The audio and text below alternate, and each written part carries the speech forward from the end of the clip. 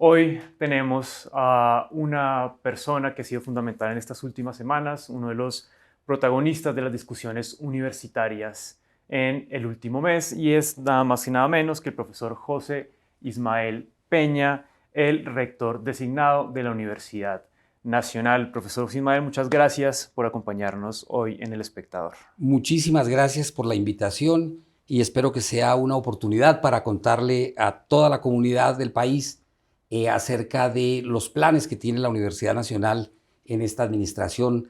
Tenemos un deseo de hacer transformaciones que permitan que la universidad sea más eficaz en la lucha contra el cambio climático, que tengamos transformaciones pedagógicas y un sistema de bienestar más fortalecido. Bueno, profesor José Ismael, el profesor José Ismael es ingeniero en sistemas, tiene un doctorado en gestión, fue vicerrector, lleva, me corrige usted, 30 años en la Universidad 32 años como Nacional. profesor, fui empleado de la universidad en la biblioteca y fui contratista de la universidad. Y también es egresado de la Soy Universidad egresado de Nacional la Facultad de Ingeniería. y egresado de la Facultad de Ingeniería. Bueno, una larga trayectoria en la Universidad Nacional, y el profesor José Ismael el 21 de marzo fue elegido rector por el Consejo Superior Universitario. Después de una consulta universitaria, el Consejo Superior Universitario eligió entre 5 candidatos a el profesor José Ismael como el nuevo rector de la Universidad Nacional. Va a ser el reemplazo de la profesora Dolly Montoya. Sin embargo, desde aquel entonces, profesor José Ismael, la universidad ha estado llena de tensiones. En las últimas semanas ha habido muchas discusiones en torno a lo que está pasando en la Universidad Nacional, pero quería, para empezar, justamente que nos ponga en contexto sobre lo que está pasando en este momento en la Universidad Nacional. Es muy importante que la comunidad sepa, conozca el sistema para designar un rector. Este sistema tiene 3 fases. Hay una primera fase donde todos los aspirantes o las aspirantes entregamos nuestra hoja de vida y nuestra propuesta. La Secretaría General evalúa las hojas de vida, las propuestas y determina si cumple uno con los requisitos. En esta ocasión, 10 aspirantes cumplíamos con requisitos y posteriormente esos 10 candidatos pasan a un proceso de consulta. Los estudiantes, profesoras y profesores egresados votan por esos 10 candidatos y de esos 10 candidatos se seleccionan 5 candidatos, los que tengan mejor resultado en la consulta. Y posteriormente esos 5 candidatos pasan al Consejo Superior. El Consejo Superior allí parte de cero, toma en cuenta la consulta, pero tiene en cuenta las hojas de vida, la experiencia académico-administrativa, la experiencia en investigación, las publicaciones, el trabajo en las direcciones de tesis de doctorado, maestría, hace entrevistas con los candidatos de manera individual y de manera grupal y luego pasa a designar al rector. Y el problema, el contexto es que un grupo de estudiantes y algunos profesores quisieran que no funcionara así el sistema, sino que funcionara de acuerdo únicamente a la consulta. Ese es el problema en este momento. Bueno, profesor, ya vamos más adelante hacia esas preguntas que tienen que ver con la elección del rector en la Universidad Nacional, pero quería que nos detuviéramos un momento justamente en el momento actual. Hay varias protestas en la Universidad Nacional de Colombia, hay un edificio que fue tomado hace unos días por un grupo de personas. ¿Cómo logramos como aplacar los ánimos un poco en la Universidad Nacional? ¿Qué podemos hacer para apagar, digamos, este incendio que se ha generado después de la elección del rector? ¿Cómo dialogar con esa comunidad Lo primero es académica? que pues todos los candidatos tenemos propuestas que son interesantes para la universidad. Yo hice un llamado a los otros candidatos, a los otros 4 candidatos, para que uniéramos esfuerzos y construyamos entre todos una mejor universidad. 3 de ellos estuvieron de acuerdo, aceptan la designación mía como rector, y hay un candidato que no acepta, que fue el candidato que tuvo mayor cantidad de Que es votos el en la consulta, profesor Leopoldo el Murguía, profesor Leopoldo que Murguía. también estuvo Sí. aquí en El Espectador acompañándonos en esta entrevista y dejando muy clara su posición frente al sistema de elección de rector en la Universidad Nacional. Sí. Continúe. Pues yo invité al profesor Múnera y lo invito a que de alguna manera construyamos entre todos un nuevo sistema, por ejemplo, de gobierno, de gobernanza. Yo propuse en el proceso de rectoría que cambiáramos el sistema de gobierno por un sistema de gobierno abierto, donde toda la comunidad tenga información transparente de todo lo que hacemos. Y eso facilita la crítica y facilita la toma de decisiones. Y habrá normas que debamos modificar. Y esas normas deben surgir de la comunidad, de los estudiantes, y los profesores y, por supuesto, de la dirección de la universidad. Es decir, que colectivamente escojamos cuáles normas se necesita cambiar de manera urgente y entre todos las cambiemos. Ok. Antes de seguir para allá, si el paro que hoy está viviendo la Universidad Nacional se extiende al resto de estudiantes y trabajadores, ¿cómo manejaría usted esa situación? Sí, yo siempre he pensado que todo se resuelve dialogando. Debemos seguramente crear unas mesas de trabajo con las y los estudiantes, con empleados, con profesores. Debemos invitar seguramente egresados y encontrar caminos para que salgamos adelante. Aquí lo más importante es la institución, lo más importante es el tiempo de los profesores que realizan proyectos de investigación y que se podrían ver afectados, y por supuesto la formación de las estudiantes y los estudiantes que necesitan también terminar sus programas académicos.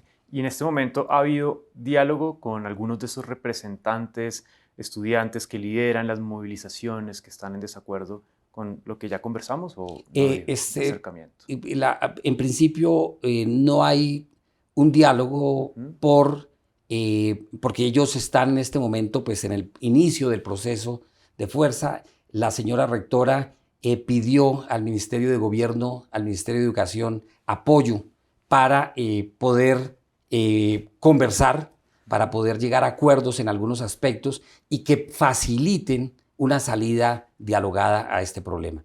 Y yo, por supuesto, continuaré con esa política. Eso quiere decir que sí están conversando con el Ministerio de Educación, con la ministra de Educación. El ministerio, por supuesto que la ministra personalmente no está, pero envió delegados para tratar de conversar con las estudiantes y los estudiantes que en este momento se encuentran en el edificio Uriel Gutiérrez. Bueno, profesor, para que entremos un poco en materia sobre algunos de los puntos que han creado tensión en estas últimas semanas, hablemos un poco sobre la decisión sobre su elección y la decisión que tomó el Consejo Superior Universitario. Hay algunos profesores que han señalado que fue una elección ilegítima e incluso han hablado que hubo cierta ilegalidad. El profesor Leopoldo Múnera nos lo dijo aquí en el Espectador de manera explícita. ¿Usted qué opina de esas posturas? Colombia es un Estado de Derecho. Yo soy una persona respetuosa del Estado de Derecho y yo digo, si cualquier ciudadana o cualquier ciudadano ve que hay alguna cosa ilegal en el proceso o en cualquier cosa de la universidad, debe denunciarlo. Y hay jueces que deben determinar si ocurrió o no ocurrió alguna cosa improcedente. En este caso, por el tema, es el Consejo de Estado quien debe determinar si hubo alguna acción ilegal o no. ¿Y usted cree que en algún punto de la elección de rector hubo algo ilegal en esa elección? Absolutamente, absolutamente ninguna cosa ilegal. Todos los... lo que yo conozco, porque yo no participé, por supuesto, en las sesiones del Consejo Académico, pero lo que yo conozco, veo que se cumplieron completamente los procesos y procedimientos definidos en la universidad para eso. Algunos profesores, entre ellos el profesor Rodrigo Primni, que es nuestro columnista del Espectador, también ha señalado algunos puntos por los cuales se podría declarar la nulidad de la elección. ¿Hay caminos para que esa elección se frene? Yo diría que el profesor Uprimi, a quien admiro y respeto muchísimo por su trabajo, pues podría justamente poner en manos del Consejo de Estado pues toda esa información y se resolvería el problema. Es que este tipo de problemas normativos de legalidad en una institución del Estado, pues tienen los mecanismos para que se resuelvan de manera pacífica, de manera racional, que ellos muestren los argumentos, que el Consejo Superior muestre los argumentos de por qué me designó a mí, ¿sí? Y se llegue a un asunto a la luz de la norma que el juez natural determina si hubo o no hubo algún tipo de... Pero no, lo que sí no estoy de acuerdo es que haya vías de hecho, es decir, que haya una toma, que haya una acción violenta, porque eso contradice el espíritu académico, el espíritu de la universidad. Y en medio de este contexto, profesor, ¿usted ha pensado en algún momento dar un paso al costado en esta coyuntura y en este mundo lleno de tensiones? Por supuesto que no, jamás. ¿Por qué? Porque primero que todo yo fui designado en un proceso en el que yo me presenté y yo siento la obligación moral, profesional y académica para cumplir la tarea que propuse hacer y para la cual me designaron. Es decir, que no hay ninguna razón, a menos que un juez determine que debo retirarme y que será aceptado y acatado por respeto a la institucionalidad y a las normas. Yo tengo la obligación de cumplir con mi tarea. ¿Y usted está de acuerdo, profesor, en cambiar la manera en la que se elige hoy al rector de la Universidad Nacional de Colombia? Yo creo que si hay inconformismo, debemos llamar al conjunto de profesoras y profesores, al conjunto de estudiantes, por ejemplo, a los rectores y a otras personas, a que reflexionemos si ese mecanismo debe seguir funcionando tal y como está, o si nosotros debemos proponerle al Consejo Superior Universitario una modificación. O sea, es un asunto que tiene que ser trabajado por toda la comunidad. ¿Y usted qué opina? ¿Debería modificarse o no? Debería estudiarse, porque no quisiera yo definir cuál es el camino que debe tener ni en esa norma ni en ninguna, sino que colectivamente nosotros reflexionemos sobre la norma, la discutamos, analicemos las consecuencias de cambiarla y procedamos a hacer una propuesta al Consejo Superior. Claro, entre todos esos puntos y entre todos esos ingredientes que ha tenido la elección del rector de la Universidad Nacional, hay uno también que es fundamental y es la consulta universitaria. En la consulta universitaria el profesor Leopoldo Númera obtuvo una amplia mayoría. ¿Usted cree que debería pesar más en la elección del rector esa consulta universitaria o no?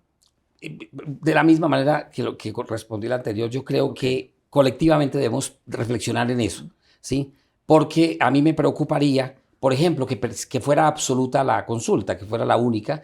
Debemos mirar si eso es pertinente o no en una universidad.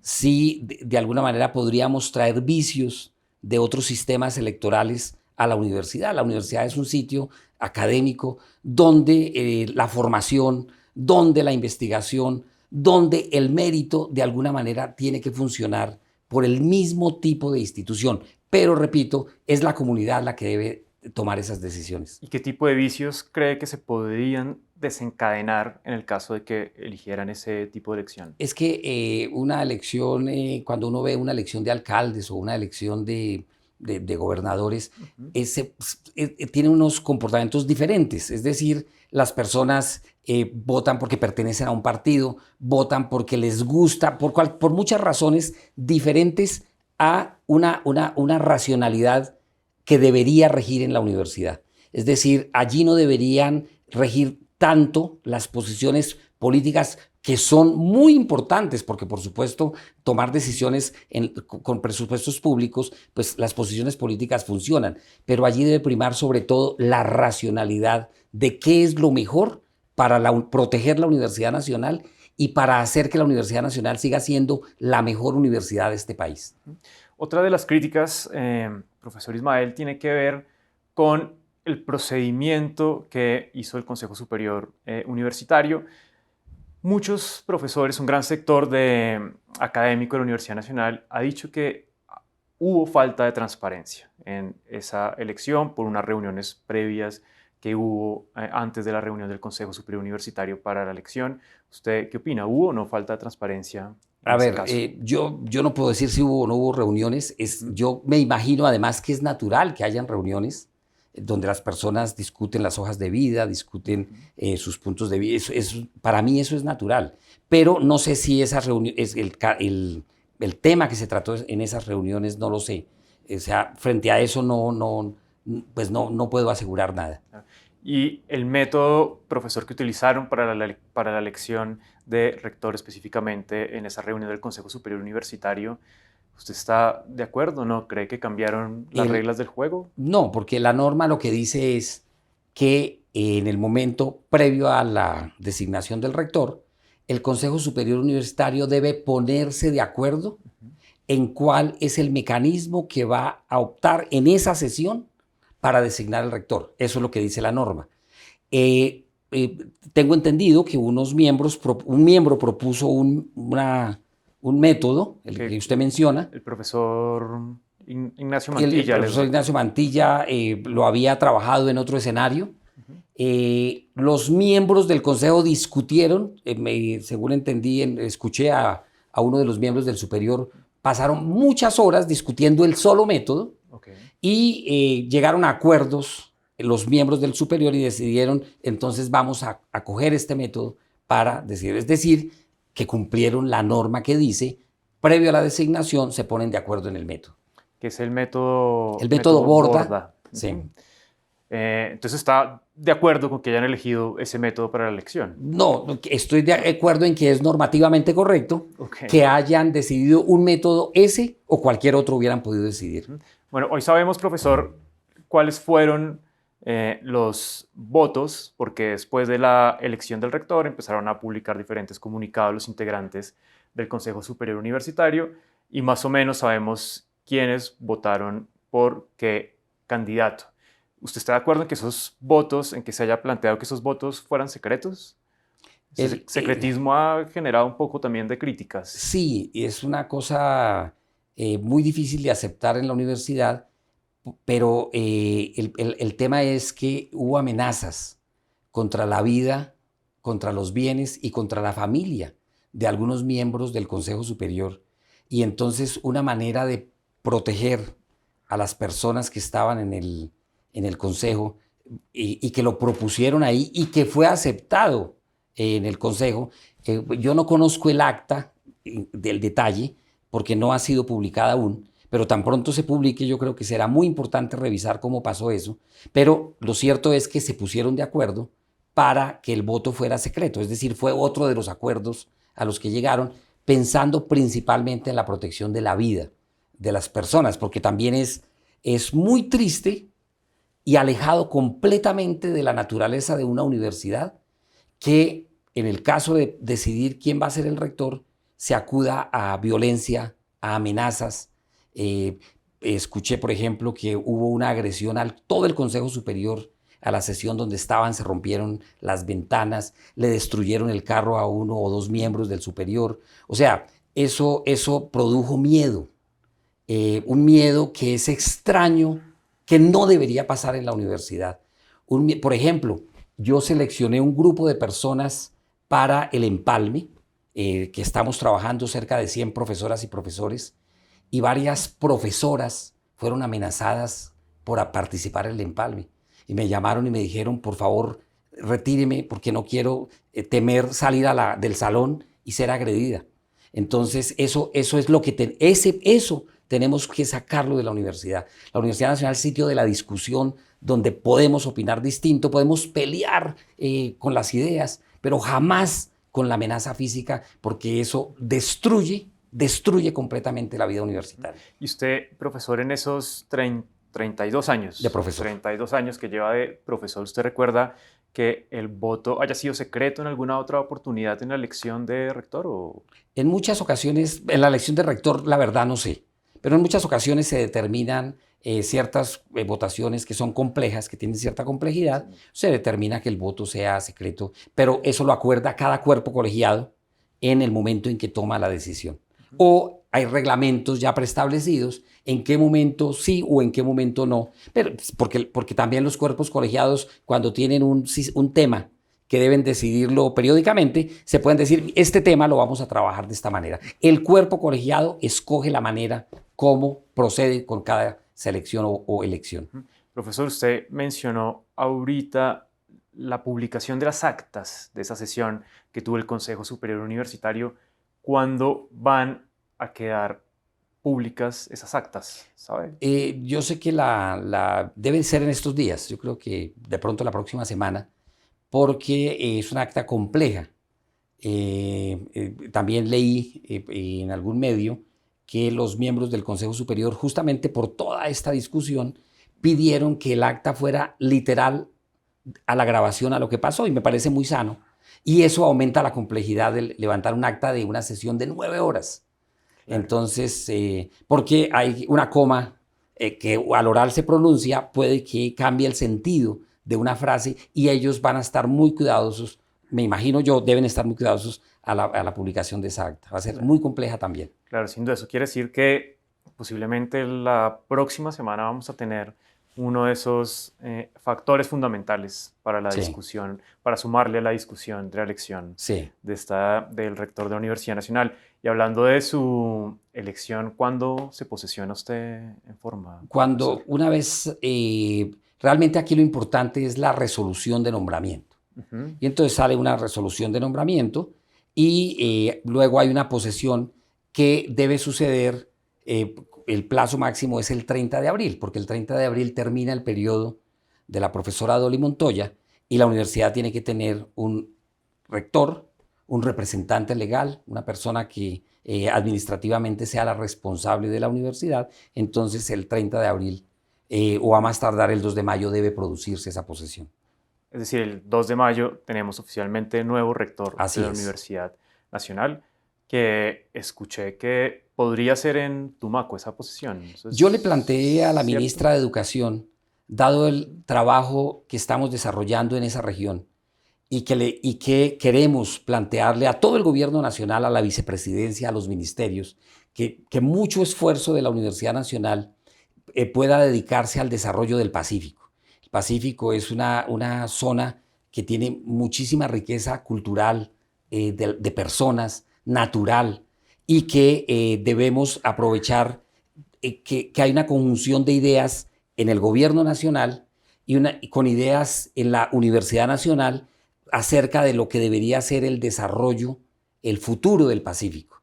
Y en ese sentido, considero que no solo es aumentar cupos estudiantiles, sino grupos de investigación, grupos de profesoras y profesores trabajando en proyectos científicos, en proyectos de desarrollo para la región del Pacífico. Y ahí estamos, por eso propuse eso, para hacer un lanzamiento de un trabajo fuerte en el Pacífico. Y hablando del Pacífico y de Tumaco, el Tumaco tiene una sede de la Universidad Nacional que ha tenido muchos inconvenientes.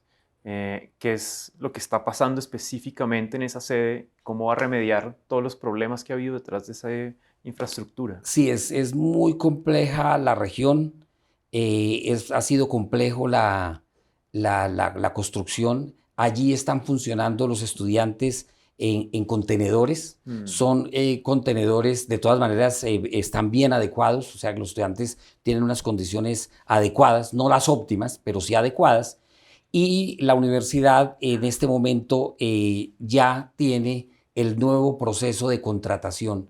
Es decir, que esperamos que en 24 meses la solución de infraestructura para Tumaco esté terminada. ¿Y por qué no se ha podido culminar esa construcción? Ha tenido dificultades que en detalle no conozco bien. Yo conozco las últimas cuando estuve en la vicerrectoría, porque como vicerrectoría apoyamos a la sede de Tumaco en el desarrollo de los diseños, revisión de todo lo técnico para salir a contratar. Eso lo hace la sede de Bogotá y yo fui vicerrector hasta hace un par de meses. Claro, Entonces apoyamos eso y según lo previsto, en estos días también debe firmarse el contrato. Tiene una complicación que no es negativa, y es que nosotros tenemos encima los ojos del donante. El donante son los Países Bajos, que donaron esta infraestructura, y ellos tienen un equipo técnico, jurídico, de ingenieros que revisan todo lo que hacemos ahí y que van a garantizar, además, para la comunidad internacional y nacional, que eso se construya de la mejor manera desde el punto de vista técnico y de la manera más transparente desde el punto de vista organizacional. Pero ya es una sede que debería estar terminada ya. Ya claro, debería estar terminada, pero ha tenido complicaciones.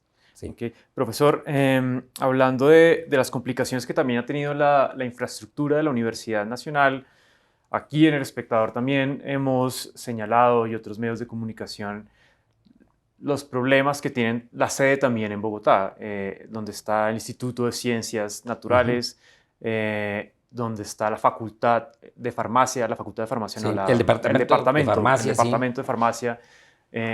¿Cómo resolver, qué va a hacer usted como rector para resolver esos problemas de infraestructura? Sí, la universidad tiene 750 edificios en todo el país, en las 9 sedes, en 15, 16 ciudades. Bogotá, por ejemplo, tiene edificaciones, la estación Roberto Franco en Villavicencio, el Museo Antropológico en Villa de Leyva, tenemos las instalaciones en Mosquera de Marengo, y el presupuesto de la universidad, de todas las universidades públicas, se congeló con la Ley 30, que es uno de los problemas que tiene todo el sistema de educación superior. Entonces, en esa medida, el presupuesto de la universidad de funcionamiento no ha sido suficiente para mejorar todas las condiciones de infraestructura. En el 2018, el movimiento estudiantil logró conquistar recursos que nos permitieron invertir en la universidad. La universidad está estrenando un espacio para las artes.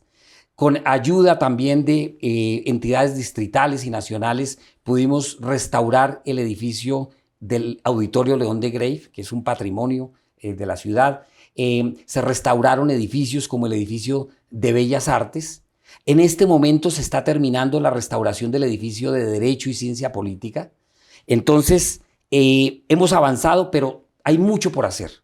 El Instituto de Ciencias Naturales tiene una complicación particular, y es que como no permite per se el aumento de cobertura, es difícil encontrar recursos, por ejemplo, del Ministerio de Educación, porque el Ministerio tiene unas reglas que dice: yo le doy a usted unos recursos para infraestructura y comparado con un número, por ejemplo, de estudiantes adicionales que vamos a tener ahí. Pero el Instituto de Ciencias Naturales guarda la colección más importante en términos de biodiversidad de este país, la colección Mutis, y todas las colecciones biológicas que tiene la universidad están ahí. Entonces nos toca trabajar de maneras diferentes. El director del instituto, que es el profesor Gonzalo Andrade, muy activo, es una persona que está buscando, está luchando por esos recursos y que nosotros le hemos ayudado y le continuaremos ayudando. Ha logrado que el Ministerio del Medio Ambiente y Desarrollo Sostenible le va a ayudar con unos recursos que ya le prometió. Y le prometió que iba a ayudarle con el Ministerio de Educación y con Cooperación Internacional a buscar recursos. O sea, para las colecciones biológicas. Para todo lo que es la estructura del Instituto de Ciencias Naturales, que además de las colecciones biológicas, involucra, por ejemplo, el Museo de Historia Natural. Entonces, estamos haciendo todos los esfuerzos para que antes de que termine este año, nosotros podamos iniciar la construcción de ese nuevo espacio. Profesor, usted ahorita habló del movimiento estudiantil. Parte del movimiento estudiantil hoy está también en marchas al frente de la Universidad Nacional, y uno de los puntos que ellos exigen, que reprochan, es algunos cambios que ha hecho la rectora Dolly Montoya, los cambios que se avecinan, como el tema de los posgrados, que también es fundamental. ¿Usted estaría de acuerdo como en reversar esas decisiones o les daría continuidad? Usted pues también fue vicerrector de Dolly Montoya. Claro. Primero, el movimiento estudiantil en cualquier universidad pública es muy importante. El movimiento estudiantil es la conciencia estudiantil de la organización. Es la conciencia crítica, y por eso es muy importante. Por eso para mí es preocupante que el movimiento estudiantil acuda a medidas de fuerza, porque de alguna manera pierde legitimidad. Yo quiero un movimiento estudiantil muy fuerte que sea capaz de sentarse como lo hacen, como lo vienen haciendo académicamente, con cifras, discutiendo, proponiendo, estando en contra de soluciones. Entonces, realmente es muy importante. Y uno de los elementos que critican tiene que ver con un conjunto de normas. Hay algunas normas de esas no han sido aprobadas, no han pasado al Consejo Superior. Yo esas normas las voy a detener. Voy a pedir que esas normas no pasen le voy a pedir al Consejo Superior, el Consejo Superior es autónomo de discutirlo, pero le voy a pedir al Consejo Superior que por favor no discuta esas normas, que las discutamos un poco más con toda la comunidad y le hagamos los ajustes que necesitan. Pero ya hay algunas normas de esas que se están cuestionando que ya están aprobadas. Entonces yo diría, busquemos si la congelamos o en algunos casos si permitimos que se desarrollen durante unos meses y las evaluamos, dependiendo la norma. Entonces, y dependiendo también un poco el querer de la comunidad. Okay. ¿Y son normas que pueden quedar aprobadas en estas semanas que le quedan a la rectora Dolly Montoya? Yo creo que ya no, pero están en la agenda. Okay. Es decir, que podrían pasar en el mes de mayo o junio, pero por el trámite interno, porque son trámites que duran más de un año, porque han pasado por consejos, han pasado por discusiones, y entonces tienen un trámite, deben estar en cola para ser presentadas, y por eso mi solicitud en su momento al superior de que no haga la discusión, y si es necesario, las revisamos con la comunidad. Bueno, profesor, para que ya vayamos cerrando y poder liberar su agenda, que está muy apretada, además están en tiempo de empalme, una última pregunta sobre las propuestas que ha hecho el profesor Leopoldo Múnera. Él ha reiterado en algunas ocasiones la idea de hacer una constituyente universitaria. ¿A usted le suena la idea o no? Yo invito al profesor Múnera a que discutamos esa idea, que la contrastemos con mi propuesta de gobernanza abierta, que la contrastemos con mi propuesta de de congreso universitario, donde yo proponía una cámara de estudiantes administrativos y egresados y un senado de profesoras y profesores e investigadores, de modo tal que podamos mirar qué es lo que más le conviene a la universidad y que lo discutamos y lo trabajemos abiertamente. Y mi propuesta para el profesor Leopoldo es que él dirija esa parte de la universidad que es muy importante porque nos tiene metidos en esta discusión. Y él tiene ideas interesantes que es necesario ponerlas sobre la mesa y trabajarlas con el resto de la comunidad. ¿Y ha conversado usted en estas semanas con el profesor Múnera o no? Yo los llamé a saludarle porque hemos tenido siempre una relación afable con el profesor Múnera desde hace muchísimos años. Yo lo conozco hace más de 25 años. Yo lo llamé después de la elección a decirle, como a todos los otros candidatos, a decirle que los invitaba a que sus ideas más importantes, que por supuesto que podamos viabilizar, estuvieran incorporadas al trabajo que se avecina en los próximos 3 años. Yo espero que los demás candidatos también acepten esa invitación. Es decir, profesor, que usted en su gobierno invitaría a personas de los otros candidatos a rector a que gobernaran, por decirlo así, con usted en este periodo. Sí, porque todos somos profesores de la universidad, todos amamos la universidad, todos soñamos con una mejor universidad y puede que tengamos ideas diferentes, pero entre todos podemos construir un camino colectivo donde realmente construyamos la universidad que le conviene a la comunidad académica, que le conviene a los territorios, a las regiones y que le conviene al país. Profesor, y ya para que cerremos esta entrevista, en estos días conocimos una lista de los profesores que tenían el sueldo más alto en la Universidad Nacional de Colombia, la publicó la revista Raya. ¿Usted nos podría ayudar a entender por qué hay profesores con esos sueldos tan altos que también generaron una discusión muy intensa en la comunidad académica? Sí, los salarios de los profesores, a diferencia de los salarios de los empleados en cualquier otra área o función del gobierno o de las entidades gubernamentales, no está determinado por un rango. No existe un cargo que diga ese cargo tiene una asignación mensual de tanto y hay un decreto que es de nivel presidencial, el decreto 1279 del 2002, que es el que dice cuál debe ser el salario de cada persona de manera individual y determina que ese sueldo está principalmente o en la base La variable principal o la variable inicial es la formación académica. Entonces ganará distinto de entrada un profesor que tenga maestría o doctorado.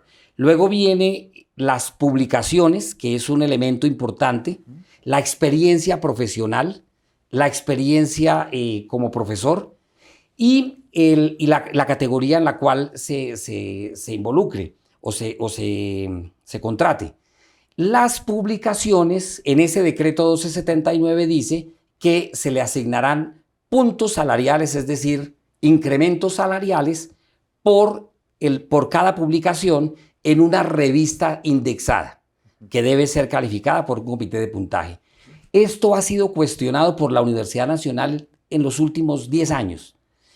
Y hemos hecho propuestas como universidad, yo no he participado en ese diseño, pero como universidad hemos hecho propuestas al Ministerio de Educación para que se revise esa manera de darles el salario a los profesores, se pongan topes, se defina otra manera de que no genere ese tipo de salarios tan altos. Pero tengo también que decir que la universidad tiene 3.000 profesores y esa lista que publica es una lista que tiene 100 profesores que tienen salarios de más de 20 millones o más.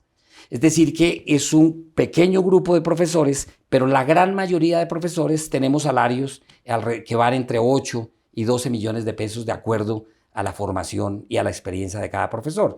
Entonces, es tarea del Gobierno Nacional, Ministerio de Educación y por supuesto, Presidencia de la República, plantear una modificación en esta norma. Pero ahí no hay nada de irreglamentario, ahí no hay nada de ilegal, sino que son unas bonificaciones salariales de acuerdo a un asunto normativamente reglado para todas las universidades del país.